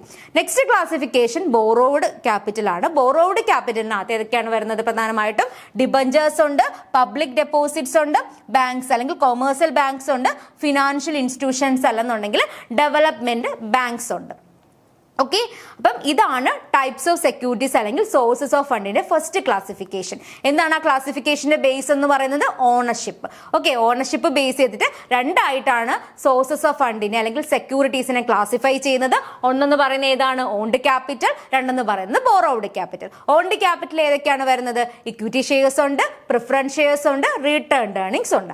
ബോറോവ്ഡ് ക്യാപിറ്റൽ ഏതൊക്കെയാണ് വരുന്നത്? ഡിബഞ്ചേഴ്സ് ഉണ്ട്, പബ്ലിക് ഡെപ്പോസിറ്റ്സ് ഉണ്ട്, ബാങ്ക്സ് ഉണ്ട്, അതുപോലെ തന്നെ ഫിനാൻഷ്യൽ ഇൻസ്റ്റിറ്റ്യൂഷൻ. ആ ഫിനാൻഷ്യൽ ഇൻസ്റ്റിറ്റ്യൂഷൻ എന്തെന്ന് പറയും? ഡെവലപ്മെന്റ് ബാങ്ക്സ് എന്നും പറയും. ഇനി നമ്മൾ നോക്കാൻ പോകുന്നത് ഈ ഓരോ ഐറ്റംസും എന്താണെന്നുള്ളത് നമ്മൾ ഡീറ്റെയിൽ ആയിട്ടാണ് നോക്കാൻ പോകുന്നത്. ഫസ്റ്റ് നമുക്ക് ഓൺഡ് ക്യാപിറ്റൽ എന്താണെന്ന് നോക്കാം. ഓൺഡ് ക്യാപിറ്റൽ ഞാൻ പറഞ്ഞു ഓണേഴ്സ് കോൺട്രിബ്യൂട്ട് ചെയ്യുന്ന ഫണ്ടിനെയാണ് എന്തെന്ന് പറയുന്നത്? ഓൺഡ് ക്യാപിറ്റൽ എന്ന് പറയുന്നത്. Okay, the capital contributed by the owners. Owners contribute ചെയ്യുന്ന ക്യാപിറ്റൽ ആണെന്ന് പറയുന്നത് ഓൺഡ് ക്യാപിറ്റൽ എന്ന് പറയുന്നത്. അപ്പോൾ ഒരു ബിസിനസിനെ സംബന്ധിച്ച് അതൊരു സോൾ ട്രേഡിംഗ് എന്റർപ്രൈസസ് ആണെന്നുണ്ടെങ്കിൽ അതെവിടെ എന്താണ്? സോൾ പ്രൊപ്പറൈറ്റർ ഉണ്ടായിരിക്കും. അല്ല ഒരു ഫേം ആണെന്നുണ്ടെങ്കിൽ പാർട്ട്നേഴ്സ് ഉണ്ടായിരിക്കും. ഒരു കമ്പനിയെ സംബന്ധിച്ചാണെന്നുണ്ടെങ്കിൽ ഓണേഴ്സ് എന്ന് പറയുന്ന ആരാണ്? ഷെയർ ഹോൾഡേഴ്സ് ആണ് real owners of the company എന്ന് പറയുന്നത്. അപ്പൊ ഈ പറയുന്ന ഓണേഴ്സ് കോൺട്രിബ്യൂട്ട് ചെയ്യുന്ന ഫണ്ടിനെ അല്ലെങ്കിൽ ക്യാപിറ്റലിനെ ആണെന്ന് പറയുന്നത് ഓൺഡ് ക്യാപിറ്റൽ എന്ന് പറയുന്നത്. ക്ലിയർ അല്ലേ? Okay, this consists of initial capital contribution and the profits reinvested in the business. Okay, ഒരു ബിസിനസിനെ സംബന്ധിച്ച് അതിന്റെ ഓണേഴ്സ് ക്യാപിറ്റൽ അല്ലെങ്കിൽ ഇനിഷ്യൽ ആയിട്ട് കോൺട്രിബ്യൂട്ട് ചെയ്യുന്ന ക്യാപിറ്റൽ, അതുപോലെ തന്നെ ഒരു ബിസിനസിനെ സംബന്ധിച്ച് അവർക്കുള്ള പ്രോഫിറ്റ് വീണ്ടും എക്സ്പാൻഷനോ മോഡേണൈസേഷനോ ഒക്കെ വേണ്ടിയിട്ട് ആ ബിസിനസ്സിലേക്ക് തന്നെ റീഇൻവെസ്റ്റ് ചെയ്ത് കഴിഞ്ഞാൽ അതിനെയാണ് എന്ന് പറയുന്നത് profit റീഇൻവെസ്റ്റഡ് in the business.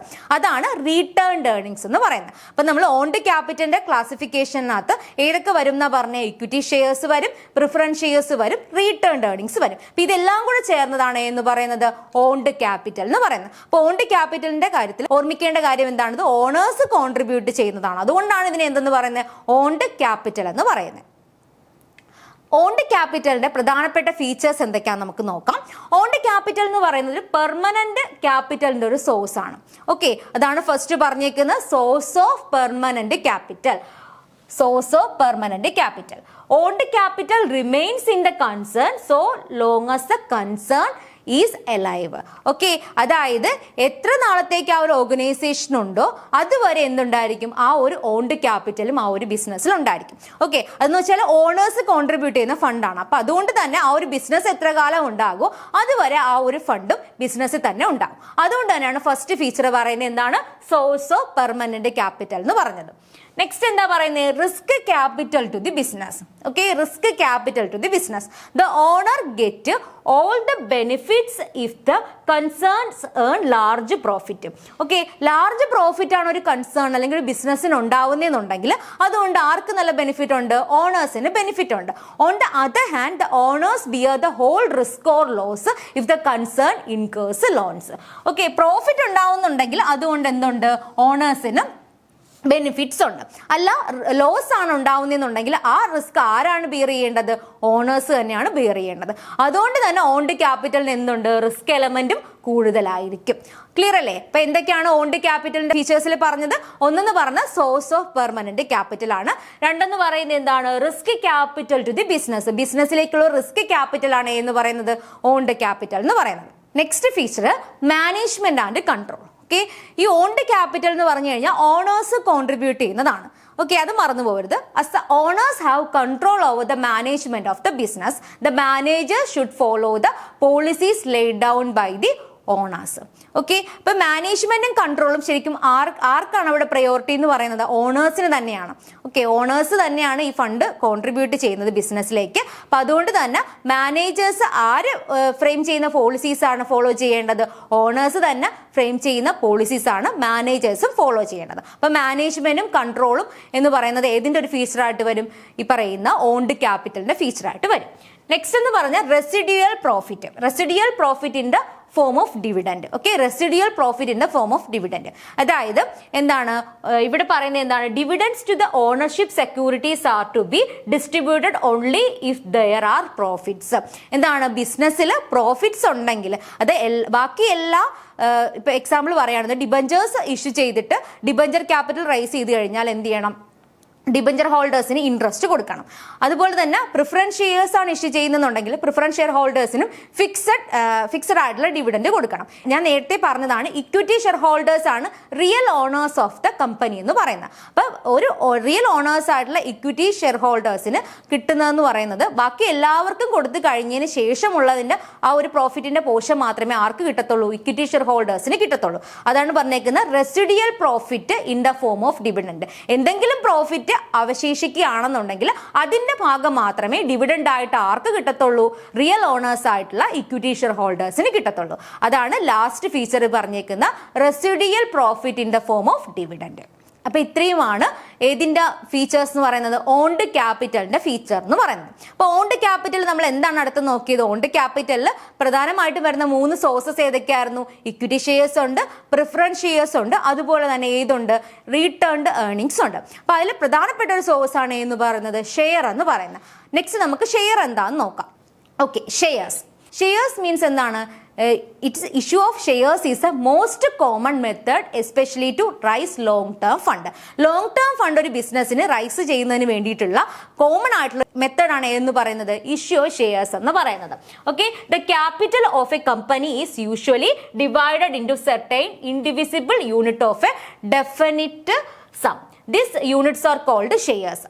Shares എന്ന് പറഞ്ഞാൽ എന്താണ്, ഒരു ക്യാപിറ്റലിന്റെ ടോട്ടൽ ക്യാപിറ്റലിന്, ഒരു ബിസിനസിന്റെ ടോട്ടൽ ക്യാപിറ്റലിനെ ഡിഫറെന്റ് യൂണിറ്റ്സ് ആയിട്ട് ഡിവൈഡ് ചെയ്യുന്നു. അതിൽ ആ ഒരു യൂണിറ്റിനെയാണെന്ന് പറയുന്നത് ഷെയർ എന്ന് പറയുന്നത്. ഇപ്പൊ എക്സാമ്പിൾ ആയിട്ട് പറയുകയാണെന്നുണ്ടെങ്കിൽ ഒരു ബിസിനസിനെ സംബന്ധിച്ച് എന്താണ് 1 lakh rupees, okay 1 lakh rupees അവർക്ക് ടോട്ടൽ ക്യാപിറ്റൽ വേണം, റൈസ് ചെയ്യണം. Okay, 1 lakh rupees total capital raise ചെയ്യണം. അപ്പൊ അതിന് എന്ത് ചെയ്യാം, ഡിഫറെന്റ് വേസിൽ എന്ത് ചെയ്യാം, അല്ലെങ്കിൽ ഡിഫറെന്റ് സോഴ്സിൽ നിന്നിട്ട് ആ ഫണ്ട് കളക്ട് ചെയ്യാം. ഇപ്പൊ ഇവിടെ ഷെയർസ് ഇഷ്യൂ ചെയ്തിട്ടാണ് ക്യാപിറ്റൽ റൈസ് ചെയ്യുന്നുണ്ടെങ്കിൽ അത്തരം ക്യാപിറ്റലിനെ എന്തെന്നാ പറയുന്നത്, ഷെയർ ക്യാപിറ്റൽ എന്നാ പറയുന്നത്. അപ്പൊ ഷെയർസ് ഇഷ്യൂ ചെയ്യുകയാണെന്നുണ്ടെങ്കിൽ ഇവിടെ എന്ത് ചെയ്യാം, 1000 ഷെയർസ് ഇഷ്യൂ ചെയ്യാം. അപ്പൊ ഒരു ഷെയറിന്റെ വില എത്രയായിരിക്കും, 100 രൂപ ആയിരിക്കും അല്ലേ. 1000 ഷെയർസ്, അതായത് ഒരു ഷെയറിന്റെ വില എന്തായിരിക്കും, 100 രൂപയായിരിക്കും. ഈ 100 രൂപ എന്തെന്നാ പറയുന്നേ, ഫേസ് വാല്യൂ ഷെയർസ് എന്നാ പറയുന്നത്. 1000 ആണെന്ന് പറയുന്നത് നമ്പർ ഓഫ് ഷെയർസ് എന്ന് പറയുന്നത്.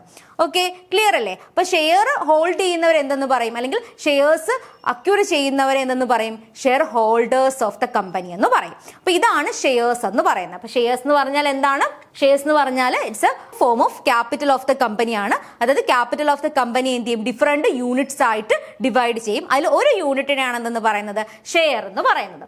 Shares represent interest of share holders in the company. ഒരു കമ്പനിയിലുള്ള ഷെയർ ഹോൾഡേഴ്സിന്റെ ഇൻട്രസ്റ്റിനെയാണെന്ന് പറയുന്നത് ഷെയർ എന്ന് പറയുന്നത്. ഓക്കെ, അപ്പൊ എന്താണ്, shares represent interest of the share holders in a company measured in terms of money. Okay, അപ്പോൾ ഒരു ഷെയർ ഹോൾഡേഴ്സ്, ഒരു കമ്പനിയിലേക്കുള്ള ഷെയർ ഹോൾഡേഴ്സിന്റെ ഇൻട്രസ്റ്റിനെ മണി ഫോമിൽ എന്ത് ചെയ്താൽ, റെപ്രസെന്റ് ചെയ്താൽ അതിനെയാണെന്ന് പറയുന്നത് ഷെയർ എന്ന് പറയുന്നത്. They carry with dum certain rights and liabilities. Okay, ഒരു കമ്പനിയുടെ ഷെയർ അക്യൂർ ചെയ്യുന്നവർക്ക് ആ ഒരു ഷെയർ ഹോൾഡേഴ്സിന് എന്തുണ്ട്, റൈറ്റ്സും ഉണ്ട്, അതുപോലെ തന്നെ ലയബിലിറ്റീസും ഉണ്ട്. Shares are also called ownership securities and can be transferred from one person to another person. Okay, share എന്ന് പറയുന്നത് എന്താണ്, ഓണർഷിപ്പ് സെക്യൂരിറ്റീസ് ആണ്. ഷെയർ ഹോൾഡേഴ്സ് ആണ് real owners of the company എന്ന് പറയുന്നത്. അപ്പൊ എന്ത് ചെയ്യാം, ഈ ഷെയർസ് എന്ത് ചെയ്യാം, ഒരു പേഴ്സണിൽ നിന്ന് മറ്റൊരു പേഴ്സണിലേക്ക് ട്രാൻസ്ഫർ ചെയ്യാൻ പറ്റുന്നതാണ്. ഓക്കെ, അതാണ് ഷെയർസ് എന്ന് ഇവിടെ നമ്മൾ ഈ ഒരു സെന്റൻസിൽ പറഞ്ഞേക്കുന്നത്, ഈ ഒരു പോയിന്റ് പറഞ്ഞേക്കുന്നത്. ഷെയർസ് എന്ന് പറയുന്നത് എന്താണ്, which can be transferred from one person to another person. Those who subscribe the shares are called shareholders. അപ്പോൾ ഷെയർ സബ്സ്ക്രൈബ് ചെയ്യുന്നവരെ എന്തെന്ന് പറയും, ഷെയർ ഹോൾഡേഴ്സ് എന്ന് പറയും. They are the owners of the company. അപ്പോൾ ഷെയർ ഹോൾഡേഴ്സ് ആണെന്ന് പറയുന്നത് real owners of the company എന്ന് പറയുന്നത്. അപ്പം നമുക്കൊരു ഇന്ത്യയിലൊരു പബ്ലിക് ലിമിറ്റഡ് കമ്പനിയെ സംബന്ധിച്ച്, അല്ലെങ്കിൽ ഇന്ത്യയിലുള്ളൊരു കമ്പനിയെ സംബന്ധിച്ച് 2 രീതിയിലുള്ള ഷെയർസ് ആണ് വരുന്നത്. ഏതൊക്കെയുണ്ട്, പ്രിഫറൻസ് ഷെയർസും ഉണ്ട്, അതുപോലെ തന്നെ ഇക്വിറ്റി ഷെയർസും ഉണ്ട്. ഇക്വിറ്റി ഷെയർസ് ഇഷ്യൂ ചെയ്ത് ഫണ്ട് റൈസ് ചെയ്യാം, അല്ലെങ്കിൽ പ്രിഫറൻസ് ഷെയർസ് ഇഷ്യൂ ചെയ്തും എന്ത് ചെയ്യാം, ക്യാപിറ്റൽ റൈസ് ചെയ്യാം. അപ്പൊ അതിൽ ഫസ്റ്റ് വരുന്ന ഷെയർ ആണ് എന്ന് പറയുന്നത് പ്രിഫറൻസ് ഷെയർ എന്ന് പറയുന്നത്. അപ്പൊ പ്രിഫറൻസ് ഷെയർ ആ ഒരു പേരിൽ തന്നെ ഉണ്ട്. എന്തെങ്കിലും പ്രിഫറൻസ് ഉള്ള ഷെയർ ഹോൾഡേഴ്സിന് അല്ലെങ്കിൽ ഷെയർസിനെയാണ് അതെന്ന് പറയുന്നത് പ്രിഫറൻസ് ഷെയർസ് എന്ന് പറയുന്നത്. അപ്പൊ preference shares are those shares which carry preferential right in respect of dividend and repayment of capital in the event of winding up of the company. Okay, അപ്പൊ എന്തൊക്കെയാണ് preferential rights എന്ന് പറയുന്നത്? Preferential rights of a share holders അല്ലെങ്കിൽ preference share share holders എന്ന് പറയുന്നത്? ഒന്നെന്ന് പറഞ്ഞാൽ fixed rate of dividend ആണ് ഇതിൽ പേ ചെയ്യുന്നത്. നെക്സ്റ്റ് എന്ന് പറഞ്ഞു കഴിഞ്ഞാൽ ഒരു കമ്പനി വൈൻഡ് അപ്പ് ചെയ്യുകയാണെന്നുണ്ടെങ്കിൽ ഫസ്റ്റ് റീപേയ്മെന്റ് ഓഫ് ക്യാപിറ്റൽ ആർക്ക് കിട്ടും? പ്രിഫറൻസ് ഷെയർ ഹോൾഡേഴ്സിന് കിട്ടും. ഓക്കെ, അതായത് ഇക്വിറ്റി ഷെയർ ഹോൾഡേഴ്സിനെയും പ്രിഫറൻസ് ഷെയർ ഹോൾഡേഴ്സിനെയും കമ്പയർ ചെയ്യുമ്പോൾ ആർക്കായിരിക്കും വൈൻഡിങ് അപ്പ് സമയത്ത് ഫസ്റ്റ് റീപേയ്മെന്റ് ഓഫ് ക്യാപിറ്റൽ വരുന്നത്? പ്രിഫറൻസ് ഷെയർ ഹോൾഡേഴ്സിനായിരിക്കും. അപ്പൊ അതാണ് അവരുടെ ഒരു രണ്ട് പ്രിഫറൻഷ്യൽ റൈറ്റ്സ് എന്ന് പറയുന്നത്. അപ്പൊ ഈ പ്രിഫറൻഷ്യൽ റൈറ്റ്സ് ഉള്ള ഷെയർ ഹോൾഡേഴ്സിനാണെന്ന് പറയുന്നത് പ്രിഫറൻസ് ഷെയർ ഹോൾഡേഴ്സ്, അല്ലെങ്കിൽ ആ ഇത്തരം പ്രിഫറൻഷ്യൽ റൈറ്റ്സ് ഉള്ള ഷെയർസിനാണെന്ന് പറയുന്നത് പ്രിഫറൻസ് ഷെയർസ് എന്ന് പറയുന്നത്. ഓക്കെ, അപ്പൊ എന്താണ് പ്രിഫറൻസ് ഷെയർ എന്ന് പറയുന്നത്? Preference shares are those shares which carry preferential rights. Preferential rights ഉണ്ട്, രണ്ട് പ്രധാനപ്പെട്ട പ്രിഫറൻഷ്യൽ റൈറ്റ്സ് ആണ് വരുന്നത്. ഏതിന്റെ കേസിലാണ് വരുന്നത്? ഒന്നെന്ന് പറയുന്നത് ഡിവിഡൻഡ് പേയ്മെന്റ് ആണ്, അതായത് ഫിക്സഡ് റേറ്റ് ഓഫ് ഡിവിഡൻഡ് ആണ് ഇവർക്ക് പേ ചെയ്യുന്നത്. അതുപോലെ തന്നെ എന്താണ്? റീപേയ്മെന്റ് ഓഫ് ക്യാപിറ്റൽ ആണ്. ഓക്കെ, റീപേയ്മെന്റ് ഓഫ് ക്യാപിറ്റൽ എപ്പോഴാണത്? വൈൻഡിങ് അപ്പ് ടൈമിലാണ്. ഓക്കെ, വൈൻഡിങ് അപ്പ് ടൈമിൽ റീപേയ്മെന്റ് ഓഫ് ക്യാപിറ്റലും അതുപോലെ തന്നെ ഡിവിഡൻഡ് പേയ്മെന്റിന്റെ കേസിലും പ്രിഫറൻഷ്യൽ റൈറ്റ്സ് ഉള്ള ഷെയർസിനാണെന്ന് പറയുന്നത് പ്രിഫറൻസ് ഷെയർസ് എന്ന് പറയുന്നത്. Okay, preference share holders have no voting rights, they do not have to take any risk and hence ownership is not affected. Okay, എന്താണ്? പ്രിഫറൻസ് ഷെയർ ഹോൾഡേഴ്സിന് വോട്ടിംഗ് റൈറ്റ്സ് ഇല്ല, അതുപോലെ തന്നെ എന്താണ്? അവർ അധികം റിസ്ക് ഒന്നും എടുക്കുന്നില്ല. അപ്പൊ അതുകൊണ്ട് തന്നെയാണ് നമ്മൾ നേരത്തെ പറഞ്ഞത് ഇക്വിറ്റി ഷെയർ ഹോൾഡേഴ്സ് ആണ് ആരെന്ന് പറയുന്നത്? Real owners of the company എന്ന് പറയുന്നത്. Holders of the preference shares enjoy certain privilege which cannot be claimed by the equity shareholders. Equity shareholdersന് കിട്ടുന്നതിനേക്കാളും കൂടുതൽ പ്രിവിലേജും പ്രിഫറൻസും ആർക്ക് കിട്ടുന്നുണ്ട്? പ്രിഫറൻസ് ഷെയർ ഹോൾഡേഴ്സിന് കിട്ടുന്നുണ്ട്. ഇനി നമുക്ക് നെക്സ്റ്റ് നോക്കേണ്ടത് പ്രിഫറൻസ് ഷെയർസിന്റെ ടൈപ്സ് ആണ്. പ്രിഫറൻസ് ഷെയർസ് എന്താന്ന് നമ്മൾ പറഞ്ഞു. നെക്സ്റ്റ് നമുക്ക് പ്രിഫറൻസ് ഷെയർസിന്റെ ടൈപ്സ് നോക്കാം. ഒന്നെന്ന് പറയുന്നത് ക്യുമുലേറ്റീവ് പ്രിഫറൻസ് ഷെയർസ് ആണ്. അപ്പൊ preference shares which guarantee A fixed date of dividend is known as cumulative preference shares. Okay, അപ്പൊ എന്താണ്? Fixed rate of dividend guarantee ചെയ്യുന്ന ആ ഒരു ഷെയർസിനെയാണ് പ്രിഫറൻസ് ഷെയർസിനെയാണെന്ന് പറയുന്നത് ക്യുമുലേറ്റീവ് പ്രിഫറൻസ് ഷെയർ എന്ന് പറയുന്നത്. If the dividend at the fixed rate cannot be paid in any year on account of inadequate profit, arrears of dividend will accumulate and will have to be paid out of the profits of future years. അപ്പൊ ഇവിടെ പറയുന്നതെന്ന് വെച്ച് കഴിഞ്ഞാൽ ഏതെങ്കിലും ഒരു സാഹചര്യത്തിൽ അല്ലെങ്കിൽ inadequate profit ഉണ്ടാവുന്ന ഒരു സാഹചര്യത്തിൽ ഫിക്സഡ് റേറ്റ് ഓഫ് ഡിവിഡൻഡ് പേ ചെയ്യാൻ പറ്റാതെ വന്നു കഴിഞ്ഞാൽ എന്ത് ചെയ്യും? അരിയർ ഡിവിഡൻഡ് ആയിട്ട് വരുന്ന വർഷങ്ങളിൽ ആർക്ക് പേ ചെയ്യും? ഈ പറയുന്ന ക്യുമുലേറ്റീവ് പ്രിഫറൻസ് ഷെയർസിന് പേ ചെയ്യും. അപ്പൊ അരിയർ ഡിവിഡൻഡ് കിട്ടാനുള്ള റൈറ്റ് ഉള്ള ഷെയർ ഹോൾഡേഴ്സിനാണെന്ന് പറയുന്നത് പ്രിഫറൻസ് ഷെയർ ഹോൾഡേഴ്സ് എന്ന് പറയുന്നത്. അപ്പം പ്രിഫറൻസ് ഷെയർസിന്റെ ക്ലാസിഫിക്കേഷനിൽ ഫസ്റ്റ് ഏതാണ്? Cumulative preference share. Cumulative preference share എന്താ നോക്കേണ്ടത്? അരിയർ ഡിവിഡൻഡ് കിട്ടാൻ റൈറ്റ് ഉണ്ടോ ഇല്ലയോ എന്ന് നോക്കും. അങ്ങനെ റൈറ്റ് ഉണ്ടെന്നുണ്ടെങ്കിൽ അത്തരം ഷെയർസിനാണെന്ന് പറയുന്നത് ക്യുമുലേറ്റീവ് പ്രിഫറൻസ് ഷെയർ എന്ന് പറയുന്നത്. Next non cumulative preference share. Non cumulative preference share എന്ന് പറയുന്നത് എന്താണ്? Are those shares on which the dividend does not go on accumulating. അതെന്താണ്? അക്യുമുലേറ്റിംഗ് ഡിവിഡൻഡ് എന്ത് ചെയ്യുന്നില്ല, ഇവിടെ പേ ചെയ്യുന്നില്ല. Okay, in the case of such shares a fixed rate of dividend is paid out of the profit of the company. അതായത് കമ്പനിയുടെ profit നിന്നിട്ട് തന്നെ എന്ത് ചെയ്യും? Fixed rate of dividend pay ചെയ്യും. If no profit are available in any year, the shareholders get nothing. അപ്പൊ എന്താണ്? ഒരു വർഷം പ്രോഫിറ്റ് ഇല്ല എന്നുണ്ടെങ്കിൽ എന്താണ്? ഈ പറയുന്ന നോൺ ക്യുമുലേറ്റീവ് പ്രിഫറൻസ് ഷെയർസിന് ഒന്നും കിട്ടില്ല.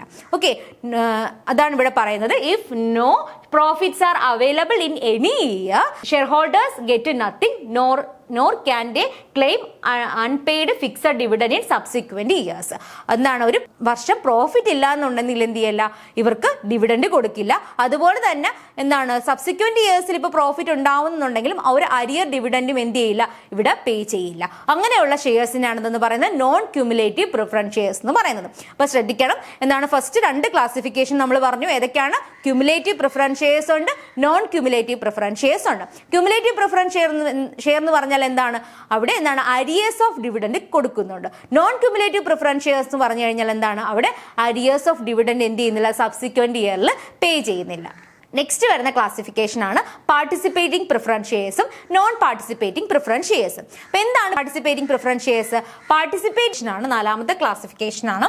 എന്ന് പറയുന്നത് accounting preference shares are those shares which are not only entitled to a fixed preferential dividend but also to participate in the surplus profits along with the equity shareholders.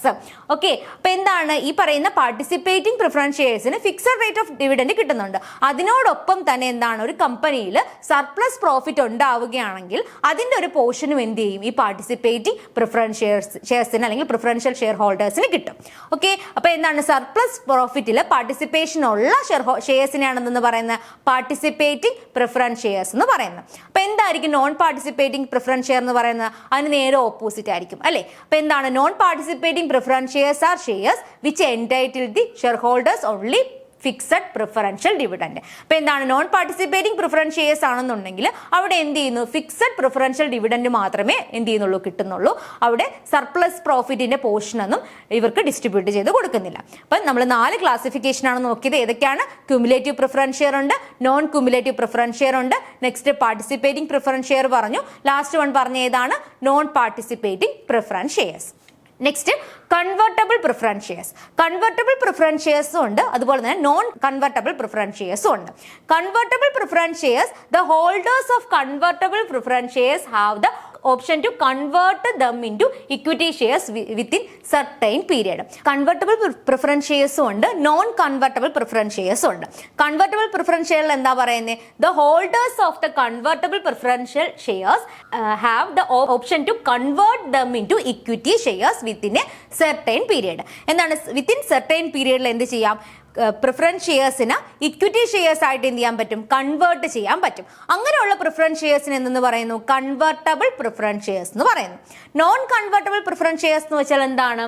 These are shares which are to be redeemed or refunded at the expiry of a fixed period. ഒരു fixed period കഴിയുമ്പോൾ എന്ത് ചെയ്യും? ആ source of finance എന്ത് ചെയ്യും? Refund ചെയ്യും, അല്ലെങ്കിൽ ഇത്തരം ഷെയർസ് കമ്പനി തന്നെ എന്ത് ചെയ്യും? റെഡീം ചെയ്യും. ഓക്കെ, അതുകൊണ്ട് തന്നെ നോൺ കൺവെർട്ടബിൾ പ്രിഫറൻസ് ഷെയർസിന് റെഡീമബിൾ പ്രിഫറൻസ് ഷെയർസ് എന്നും പറയും. ഓക്കെ, ക്ലിയർ അല്ലേ? അപ്പൊ കൺവെർട്ടബിൾ പ്രിഫറൻസ് ഷെയർസ് എന്ന് പറഞ്ഞാൽ എന്താണ്? അത് ഒരു സർട്ടൈൻ പീരിയഡിനുള്ളിൽ ഇക്വിറ്റി ഷെയർസ് ആയിട്ട് കൺവേർട്ട് ചെയ്യാൻ പറ്റും. നോൺ കൺവെർട്ടബിൾ പ്രിഫറൻസ് ഷെയർസ് എന്ന് പറഞ്ഞു കഴിഞ്ഞാൽ ഇക്വിറ്റി ഷെയർസ് ആയിട്ട് എന്ത് ചെയ്യാൻ പറ്റില്ല? കൺവേർട്ട് ചെയ്യാൻ പറ്റില്ല. ഒരു സ്പെസിഫൈഡ് പീരിയഡ് കഴിയുമ്പോൾ എന്ത് ചെയ്യും? അത് കമ്പനി തന്നെ റെഡീം ചെയ്യും അല്ലെങ്കിൽ റീഫണ്ട് ചെയ്യും. ലാസ്റ്റ് ഏതാ പറയുന്നത്? Irredeemable preference shares. Irredeemable preference shares എന്ന് പറഞ്ഞു കഴിഞ്ഞാൽ R those shares which are repayable on the winding up of the company. Irredeemable preference share എന്ന് പറഞ്ഞു കഴിഞ്ഞാൽ അതെന്ത് ചെയ്യാൻ എന്താണ്? കമ്പനി വൈൻഡ് അപ്പ് ചെയ്യുന്ന സമയത്ത് മാത്രമേ എന്ത് ചെയ്യത്തുള്ളൂ? റീപേ ചെയ്യത്തുള്ളൂ. അവിടെ ഒരു സ്പെസിഫൈഡ് പീരിയഡ് അല്ലെങ്കിൽ റെഡീമബിൾ പ്രിഫറൻസ് ഷെയർസ് പോലെ സ്പെസിഫൈഡ് പീരിയഡ് കഴിയുമ്പോഴത്തേക്ക് എന്ത് ചെയ്യത്തില്ല? കമ്പനി റീഫണ്ട് ചെയ്യത്തില്ല അല്ലെങ്കിൽ റെഡീം ചെയ്യത്തില്ല. എപ്പോഴാണോ കമ്പനി വൈൻഡ് അപ്പ് ചെയ്യുന്നത് ആ ടൈമിൽ മാത്രമേ ഏത് ഷെയർസിന്റെ എമൗണ്ട് റീപേ ചെയ്യത്തുള്ളൂ? ഇറഡീമബിൾ പ്രിഫറൻസ് ഷെയർസിന്റെ എമൗണ്ട് റീപേ ചെയ്യത്തുള്ളൂ. അപ്പൊ ഇത്രയുമാണ് പ്രിഫറൻസ് ഷെയർസിന്റെ ക്ലാസിഫിക്കേഷൻസ് എന്ന് പറയുന്നത്. ഓക്കെ, അപ്പൊ നമ്മൾ എന്താ ഇവിടെ പഠിച്ചുകൊണ്ടിരിക്കുന്നത്? ഓൺഡ് ക്യാപിറ്റലിന്റെ ക്ലാസിഫിക്കേഷൻ ആണ് പറഞ്ഞുകൊണ്ടിരുന്നത്. ഓൺഡ് ക്യാപിറ്റലിൽ ഫസ്റ്റ് നമ്മൾ എന്ത് ചെയ്തു? ഷെയർസ് എന്താന്ന് നോക്കി. ഷെയർസിന് രണ്ട് ടൈപ്പ് ഓഫ് ഷെയർസ് ആണ് വരുന്നത്. ഏതൊക്കെയാണ്? പ്രിഫറൻസ് ഷെയർസും ഇക്വിറ്റി ഷെയർസും. അതിൽ പ്രിഫറൻസ് ഷെയർസിന് തന്നെ എന്താണ് പ്രിഫറൻസ് ഷെയർസ് എന്ന് പറഞ്ഞു. അതുപോലെ തന്നെ ടൈപ്സ് ഓഫ് പ്രിഫറൻസ് ഷെയർസും പറഞ്ഞു. നെക്സ്റ്റ് ടൈപ്പ് എന്ന് പറയുന്നത് ഏതാണ്? ഇക്വിറ്റി ഷെയർസ് ആണ്. അപ്പൊ ഞാൻ ആദ്യമേ പറഞ്ഞതാണ് ഇക്വിറ്റി ഷെയർ ഹോൾഡേഴ്സ് ആണ് കമ്പനിയുടെ റിയൽ ഓണേഴ്സ് എന്ന് പറയുന്നത്. അതുകൊണ്ടാണ് നമ്മൾ ഫിനാൻഷ്യൽ മാനേജ്മെന്റിന്റെ ഒബ്ജക്റ്റീവ്സ് പഠിച്ചപ്പോൾ അതിൽ പ്രധാനപ്പെട്ട ഒബ്ജക്റ്റീവ് ആയിട്ടുള്ള വെൽത്ത് മാക്സിമൈസേഷനിൽ പറഞ്ഞത്. എന്താണ് വെൽത്ത് മാക്സിമൈസേഷനിൽ പറയുന്നത്? ഷെയർ ഹോൾഡേഴ്സിന്റെ വാല്യൂ മാക്സിമൈസ് ചെയ്യണം അല്ലെ. ഷെയർ ഹോൾഡേഴ്സ് എന്ന് ഉദ്ദേശിക്കുന്ന ആരാണ് അവിടെ? ഇക്വിറ്റി ഷെയർ ഹോൾഡേഴ്സിന്റെ വാല്യൂ എന്ത് ചെയ്യണം? മാക്സിമൈസ് ചെയ്യണം. കാരണം എന്താണ്? ഇക്വിറ്റി ഷെയർ ഹോൾഡേഴ്സ് ആണ് real owners of the company എന്ന് പറയുന്നത്. അപ്പൊ നമുക്ക് എന്താണ് ഇക്വിറ്റി ഷെയർസ് എന്ന് നോക്കാം. Shares which do not enjoy any of the preference attached to the preference shares are known as equity shares or ordinary shares. അപ്പൊ equity ഷെയറിന്റെ മറ്റൊരു പേരെന്താണ്? ഓർഡിനറി ഷെയർ എന്നുള്ളതാണ് ഇക്വിറ്റി ഷെയറിന്റെ മറ്റൊരു പേരെന്ന് പറയുന്നത്. അപ്പൊ പ്രിഫറൻസ് ഷെയർസിന് എന്താണ്? പ്രിഫറൻഷ്യൽ റൈറ്റ്സ് ഉണ്ട് അല്ലെങ്കിൽ പ്രിഫറൻസസ് ഉണ്ട്. ആ ഒരു പ്രിഫറൻസ് കിട്ടാത്ത ടൈപ്പ് ഷെയർസിനാണെന്ന് പറയുന്നത് ഇക്വിറ്റി ഷെയർസ് എന്ന് പറയുന്നത്. Okay, equity shares are the most important source of finance for fixed capital and they represent the ownership capital of a company. അപ്പോൾ കമ്പനിയുടെ ഓണർഷിപ്പ് ക്യാപിറ്റലിൽ വരുന്ന അല്ലെങ്കിൽ അതിന്റെ ടൈപ്പിൽ വരുന്ന ഒരു പ്രധാനപ്പെട്ട സോഴ്സ് ആണ് എന്ന് പറയുന്നത് ഇക്വിറ്റി ഷെയർസ് എന്ന് പറയുന്നത്. Equity share holders are the real owners of the company and bear the risk of the business. Equity share holders ആണ് റിയൽ ഓണേഴ്സ് എന്ന് പറയുന്നത്. അതുകൊണ്ട് തന്നെ ഏറ്റവും കൂടുതൽ ബിസിനസ്സിൽ റിസ്ക് ഉണ്ടായാൽ അത് ബിയർ ചെയ്യേണ്ടതും ആരാണ്? ഇക്വിറ്റി ഷെയർ ഹോൾഡേഴ്സ് ആണ്. Okay, dividend on equity shares is paid after the dividend on preference shares has been paid. എന്താണ്? പ്രിഫറൻസ് ഷെയർ ഹോൾഡേഴ്സിന്റെ ഡിവിഡൻഡ് പേ ചെയ്ത് കഴിഞ്ഞതിന് ശേഷം മാത്രമേ ആർക്ക് ഡിവിഡൻഡ് കിട്ടത്തുള്ളൂ, അല്ലെങ്കിൽ പ്രോഫിറ്റിന്റെ പോർഷൻ കിട്ടത്തുള്ളൂ? ഇക്വിറ്റി ഷെയർ ഹോൾഡേഴ്സിന് കിട്ടത്തുള്ളൂ. അതാണ് ഇവിടെ പറഞ്ഞേക്കുന്നത്. Dividend on equity shares is paid after the dividend on preference shares has been paid. Next, in the case of winding up, equity capital can be paid back only after every claim, including those preference shares shareholders has been settled. അപ്പോൾ എന്താണ്? Company wind up ചെയ്ത് കഴിഞ്ഞാലും repayment capital എന്ന് പറയുന്നത് എപ്പോഴാണ്? എല്ലാവർക്കും കൊടുത്തു കഴിഞ്ഞതിന് ശേഷം മാത്രമേ ആർക്ക് കിട്ടത്തുള്ളൂ? ഇക്വിറ്റി ഷെയർ ഹോൾഡേഴ്സിന് കിട്ടത്തുള്ളൂ. അതാണ് ഇവിടെ പറഞ്ഞേക്കുന്നത്. In the case of winding up, equity capital can be paid back only after every claim, including those of preference shareholders has been settled. Okay, അതായത് പ്രിഫറൻസ് ഷെയർ ഹോൾഡേഴ്സിനും കൊടുത്തു കഴിഞ്ഞതിന് ശേഷം മാത്രമേ ആർക്ക് കിട്ടത്തുള്ളൂ? ഇക്വിറ്റി ഷെയർ ഹോൾഡേഴ്സിന് കിട്ടത്തുള്ളൂ. അപ്പോൾ നമ്മൾ ഓൺഡ് ക്യാപിറ്റലിന്റെ രണ്ട് സോഴ്സസ് പറഞ്ഞു. ഏതൊക്കെയാണ്? പ്രിഫറൻസ് ഷെയർസും ഉണ്ട്, അതുപോലെ തന്നെ ഇക്വിറ്റി ഷെയർസും ഉണ്ട്. നെക്സ്റ്റ് വരുന്നത് റീറ്റേൺഡ് പ്രോഫിറ്റ്സ് ആണ്, അല്ലെങ്കിൽ റീറ്റേൺഡ് ഏർണിംഗ്സ് ആണ്. അതിനെ പ്ലഫിംഗ് ബാക്ക് ഓഫ് പ്രോഫിറ്റ് എന്ന് അറിയപ്പെടും. ഇത് ചോദിച്ചിട്ടുള്ള ക്വസ്റ്റ്യൻ ആണ്, ploughing back of profit. Okay, ploughing back of profit എന്ന് പറയുന്നത് ഏതാണ്? റീറ്റേൺഡ് ഏർണിംഗ്സ് അല്ലെങ്കിൽ റീറ്റേൺഡ് പ്രോഫിറ്റ്സ് ആണ്. അതായത് ഒരു കമ്പനി അവർക്കുണ്ടാകുന്ന പ്രോഫിറ്റിന്റെ മുഴുവൻ പോർഷനും എന്താണ്? ഡിവിഡൻഡ് ആയിട്ട് കൊടുക്കാതെ കുറച്ച് പോർഷൻ എന്ത് ചെയ്യും? ബിസിനസ്സിൽ തന്നെ റീറ്റെയിൻ ചെയ്യും. ഓക്കെ, റീറ്റെയിൻ ചെയ്യുന്ന എന്തിനു വേണ്ടിയിട്ടാണ്? ആ ഒരു ബിസിനസിന്റെ ഫർദർ എക്സ്പാൻഷനോ അല്ലെങ്കിൽ മോഡേണൈസേഷനോ ഒക്കെ വേണ്ടിയിട്ടായിരിക്കും ഈ പറയുന്ന ഫണ്ട് ബിസിനസ്സിൽ തന്നെ റീറ്റെയിൻ ചെയ്യുന്നത്. അങ്ങനെയുള്ള പ്രോഫിറ്റിന്റെ പോർഷനാണെന്ന് പറയുന്നത് റീറ്റേൺഡ് പ്രോഫിറ്റ് അല്ലെങ്കിൽ പ്ലഫിംഗ് ബാക്ക് ഓഫ് പ്രോഫിറ്റ് എന്ന് പറയുന്നത്. When A company retain part of undistributed profit, okay, മറന്നു പോകരുത്. അൺഡിസ്ട്രിബ്യൂട്ടഡ് പ്രോഫിറ്റിന്റെ പോർഷനാണ് ഏതിനകത്ത് വരുന്നത്? റീറ്റേൺഡ് പ്രോഫിറ്റിനകത്ത് വരുന്നത്. In the form of free sources and same is utilised four further expansion. അപ്പൊ എന്താണ് ഈ പറയുന്ന റീറ്റേൺഡ് പ്രോഫിറ്റിന്റെ ലക്ഷ്യം എന്ന് പറയുന്നത്? ബിസിനസ്സിന് ഫർദർ എക്സ്പാൻഷൻ ഉണ്ടെങ്കിൽ അത് മീറ്റ് ചെയ്യാം. അപ്പൊ അതിന് വേണ്ടിയിട്ട് ഉപയോഗിക്കുന്ന പ്രോഫിറ്റിന്റെ പോർഷൻ എന്ന് പറയാം പ്ലഫിംഗ് ബാക്ക് ഓഫ് പ്രോഫിറ്റ് അല്ലെങ്കിൽ റീറ്റേൺഡ് ഏർണിംഗ്സ് അല്ലെങ്കിൽ റീറ്റേൺഡ് പ്രോഫിറ്റ്സ് എന്ന് പറയാം. which are undistributed among the shareholders are reinvested into the business year after year for further expansion and modernization. എന്താണ് ഈ ഒരു പ്രോഫിറ്റിന്റെ പോർഷൻ എന്ത് ചെയ്യുന്നില്ല? ഷെയർ ഹോൾഡേഴ്സിന് ഡിസ്ട്രിബ്യൂട്ട് ചെയ്യുന്നില്ല. ഓക്കെ, അതെന്ത് ചെയ്യും? ബിസിനസ്സിൽ തന്നെ റീഇൻവെസ്റ്റ് ചെയ്യും. എന്തിനു വേണ്ടിയിട്ടാണ് റീഇൻവെസ്റ്റ് ചെയ്യുന്നത്? ആ ഒരു ബിസിനസിന്റെ എക്സ്പാൻഷനും മോഡേണൈസേഷനും വേണ്ടിയിട്ടാണ്. അതുപോലെ തന്നെ എന്താണ് ഈ പറയുന്ന പ്ലഫിംഗ് ബാക്ക് ഓഫ് പ്രോഫിറ്റിനെ സെൽഫ് ഫിനാൻസിങ് എന്നും പറയും കേട്ടോ.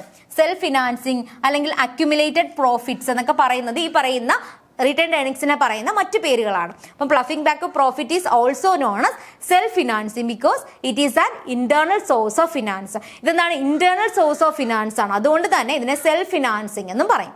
The amount so retained should have otherwise gone to shareholders as dividend. It is therefore treated as a ownership fund. Okay, അപ്പോൾ റീറ്റേൺഡ് ഏർണിംഗ്സ് ഇല്ല എന്നുണ്ടെങ്കിൽ ആ ഒരു പോർഷൻ ഓഫ് പ്രോഫിറ്റ് എന്ന് പറയുന്ന ആർക്ക് പോകുന്നതാണ്? ഷെയർ ഹോൾഡേഴ്സിന് പോകുന്നതാണ് അല്ലേ? അപ്പോൾ അതുകൊണ്ട് തന്നെ ഇതിനെ എന്തെന്ന് പറയാം? ഓണർഷിപ്പ് ഫണ്ട് എന്നും പറയാം. അപ്പോൾ ഓണർഷിപ്പ് ഫണ്ടിൽ നമ്മൾ 3 എണ്ണമാണ് പഠിച്ചത്. ഏതൊക്കെയാണ്? പ്രിഫറൻസ് ഷെയർസ് പറഞ്ഞു, അതുപോലെ തന്നെ എന്ത് പറഞ്ഞു? ഇക്വിറ്റി ഷെയർസ് പറഞ്ഞു, ലാസ്റ്റ് പറഞ്ഞ എന്താണ്? റിട്ടേൺഡ് ഏർണിംഗ്സ് അല്ലെങ്കിൽ ploughing back of profit. Okay, പല പ്രിഫറൻസ് ഷെയർസ് പഠിക്കുന്ന സമയത്ത് അതിന്റെ ടൈപ്സ് നോക്കണം. പിന്നെ ഇക്വിറ്റി ഷെയർ ഹോൾഡേഴ്സ് ആണ് ഒരു കമ്പനിയെ സംബന്ധിച്ച് റിയൽ ഓണേഴ്സ് എന്ന് പറയുന്നത്. അവർക്ക് എന്താണ്? പ്രിഫറൻഷ്യൽ റൈറ്റ്സ് ഒന്നും ഉണ്ടായിരിക്കില്ല. അതുപോലെ തന്നെ റിട്ടേൺഡ് ഏർണിംഗ്സിന് മറ്റൊരു പേര് എന്താണ്? പ്ലഫിംഗ് ബാക്ക് ഓഫ് പ്രോഫിറ്റ് എന്നറിയപ്പെടും, അല്ലെങ്കിൽ സെൽഫ് ഫിനാൻസിങ് എന്നറിയപ്പെടുന്നതും ഏതാണ്? റിട്ടേൺഡ് ഏർണിംഗ്സ് ആണ്. കാരണം എന്ന് പറയുന്നത് എന്താണ്? റിട്ടേൺഡ് ഏർണിംഗ്സ് എന്ന് പറയുന്നത് ഒരു ഇന്റേണൽ സോഴ്സ് ഓഫ് ഫിനാൻസ് ആണ്. അപ്പൊ ഇതുവരെയാണ് നമ്മൾ ഇന്നത്തെ ക്ലാസ്സിൽ ഡിസ്കസ് ചെയ്തത്. ബാക്കി നമുക്ക് ബോറോഡ് ഫണ്ടും അതുപോലെ തന്നെ സോഴ്സിന്റെ അടുത്ത ക്ലാസ്സിഫിക്കേഷൻ ആയിട്ടുള്ള സോഴ്സ് ഓഫ് ജനറേഷനും അതുപോലെ തന്നെ ഓൺ ദ ബേസിസ് ഓഫ് പർപ്പസും on the basis of time period നമുക്ക് അടുത്ത ക്ലാസ്സിൽ ഡിസ്കസ് ചെയ്യാം. Thank U.